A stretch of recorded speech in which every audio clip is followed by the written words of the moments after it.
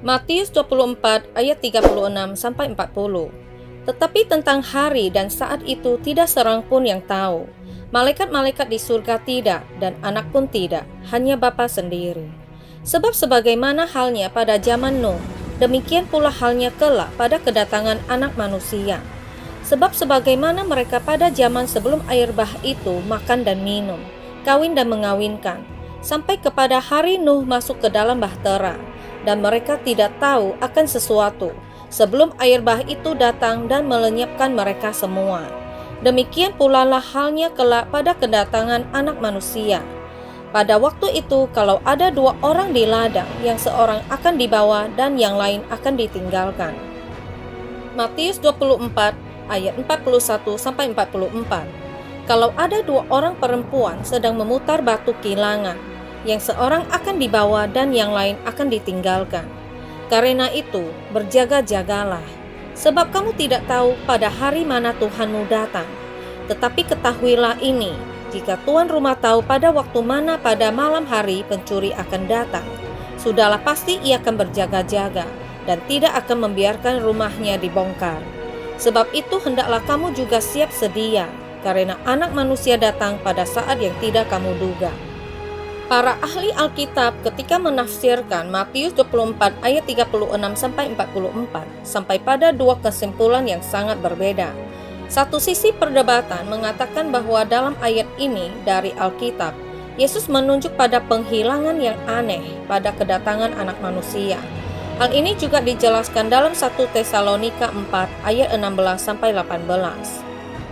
Sebab pada waktu tanda diberi, yaitu pada waktu malaikat berseru dan sangkakala Tuhan berbunyi, maka Tuhan sendiri akan turun dari surga dan mereka yang mati dalam Kristus akan lebih dahulu bangkit. Sesudah itu kita yang hidup, yang masih tinggal, akan diangkat bersama-sama dengan mereka dalam awan menyongsong Tuhan di angkasa. Demikianlah kita akan selama-lamanya bersama-sama dengan Tuhan. Karena itu, hiburkanlah seorang akan yang lain dengan perkataan-perkataan ini. Sisi lain dari perdebatan menggarisbawahi poin dari ayat Matius 24 ayat 36-44 yang berarti diambil untuk penghakiman. Sisi perdebatan ini menyoroti dengan jelas bahwa kita seharusnya tidak menerapkan ayat-ayat ini pada pengangkatan gereja ketika orang-orang percaya diangkat. Sisi perdebatan ini memperdebatkan setelah pengangkatan gereja akan ada kedamaian dan keamanan di bumi. Kemudian, tiba-tiba penghakiman Tuhan akan jatuh ke bumi. Ini bukan perdebatan yang harus memecah belah umat Kristen, karena ini bukan masalah keselamatan. Ada orang-orang percaya yang setuju dengan sisi pertama dari perdebatan itu, karena sebenarnya kita tidak tahu waktu dan tanggal yang tepat kapan pengangkatan akan terjadi.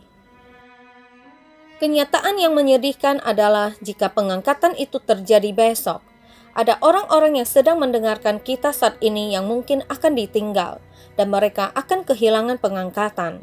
Mereka belum mempersiapkannya. Mereka tidak hidup setiap hari untuk siap akan hal itu. Kemudian akan ada dua orang di lapangan, yang seorang akan dibawa dan yang lain akan ditinggalkan. Dua orang perempuan sedang memutar batu kilangan, yang seorang akan dibawa dan yang lain ditinggalkan. Ada garis di dunia roh. Di satu sisi akan ada pihak yang diangkat dan ada pihak yang akan ditinggalkan. Ada garis yang memisahkan orang-orang menjadi dua kelompok. Ketika Anda masuk kelas besok, ingatlah bahwa kelas dibagi menjadi dua kelompok yang berbeda. Ketika Anda pergi ke kantor besok, ingatlah bahwa kantor dibagi menjadi dua kelompok yang berbeda.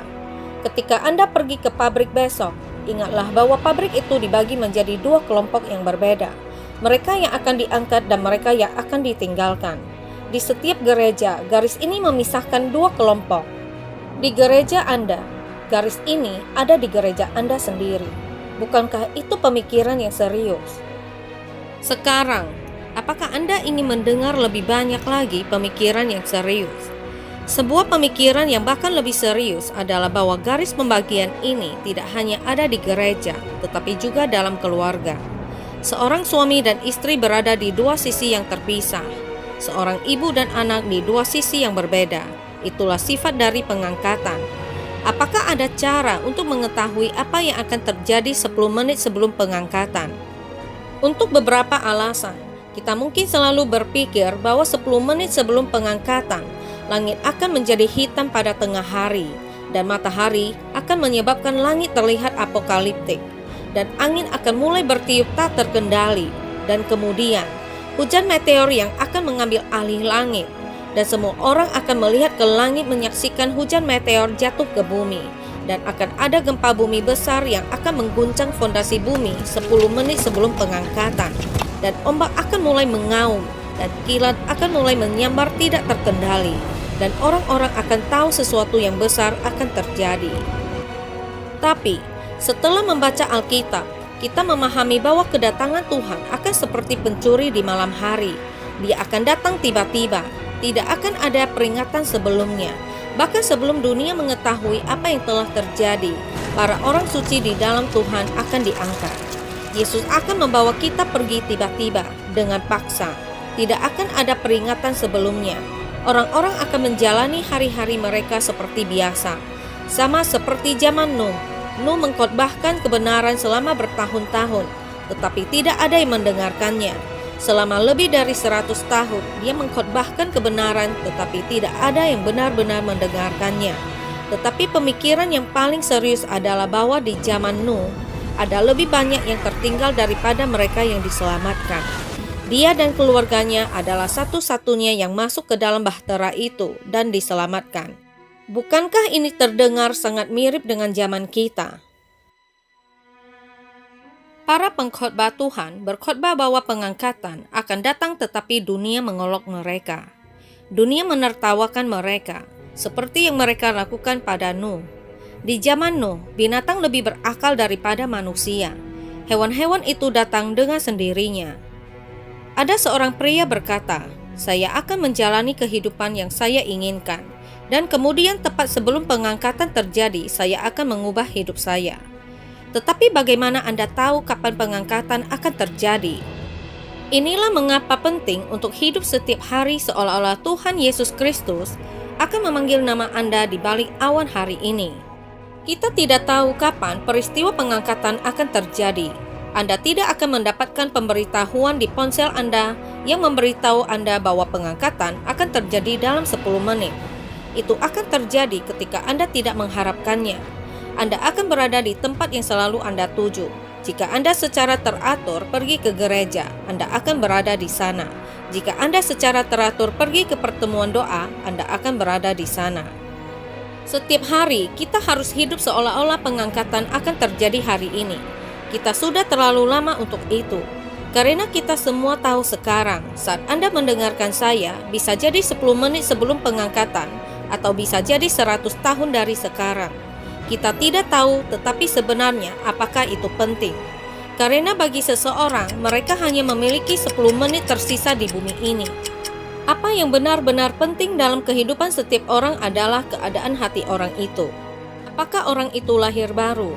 Apakah keselamatan pribadi Anda semata-mata bergantung pada pekerjaan Tuhan Yesus Kristus yang selesai di kayu salib? Kita tidak tahu apakah kematian atau pengangkatan akan datang lebih dahulu dalam hidup kita. Tetapi yang kita tahu adalah bahwa Anda dan saya, setiap orang dari kita memiliki janji yang tidak dapat kita hindari. Janji yang tidak bisa kita sembunyikan atau hindari atau terlambat untuk itu. Pengangkatan tidak memiliki tanggal yang spesifik. Hal itu akan menjadi peristiwa paling mendadak yang pernah dialami di bumi ini. Itu akan terjadi dalam waktu kurang dari sepersekian detik. Sangkakala malaikat akan mengumumkan pengangkatan. Bunyi sangkakala akan sangat keras sehingga orang mati dalam Kristus akan mendengarnya dan bangkit dari kematian dengan tubuh yang dimuliakan untuk bertemu Bapa di langit. Apakah ini tidak membuat Anda bersemangat bahwa ketika Anda mendengar bunyi sangkakala, bahkan sebelum Anda menyadari apa yang sedang terjadi, Anda akan berubah menjadi tubuh yang mulia? Dalam Alkitab, Paulus juga mengatakan bahwa kita akan berubah dalam sekejap mata. Dalam sekejap, Anda akan memiliki tubuh yang bersinar yang mulia. Rasa sakit atau penyakit apa yang sedang Anda perjuangkan saat ini? Obat apa yang sedang Anda konsumsi? Pernahkah Anda melihat tubuh Anda membusuk selama bertahun-tahun? Dan apakah Anda melihat diri Anda tidak bergerak dengan cara yang sama seperti dulu? Alkitab memberitahu kita secara harfiah, dalam sekejap mata tubuh Anda akan diubah menjadi tubuh yang dimuliakan. Tidakkah Anda sangat menantikan hari itu? Jemaat gereja yang penuh dengan anak-anak Allah yang benar-benar dilahirkan kembali akan berdoa, dan kemudian tiba-tiba Yesus membawa mereka pada hari pengangkatan untuk bersamanya di awan, dan mereka saling memandang dengan tubuh baru mereka yang berkilau. Bukankah itu menggairahkan Anda untuk memiliki tubuh baru? Anda akan benar-benar berubah. Kita seharusnya tidak mencoba memprediksi hari pengangkatan atau apa yang akan terjadi 10 menit sebelum pengangkatan.